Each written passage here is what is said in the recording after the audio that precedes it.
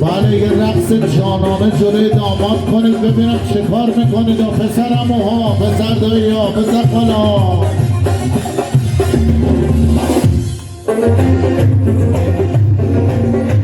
بارکالله بارکالله بارکالله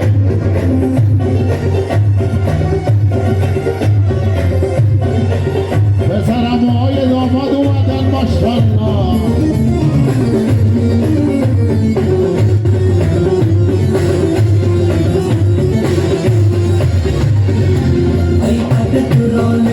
شاهی زیبر امشب تو بزم پادشاهی زیبر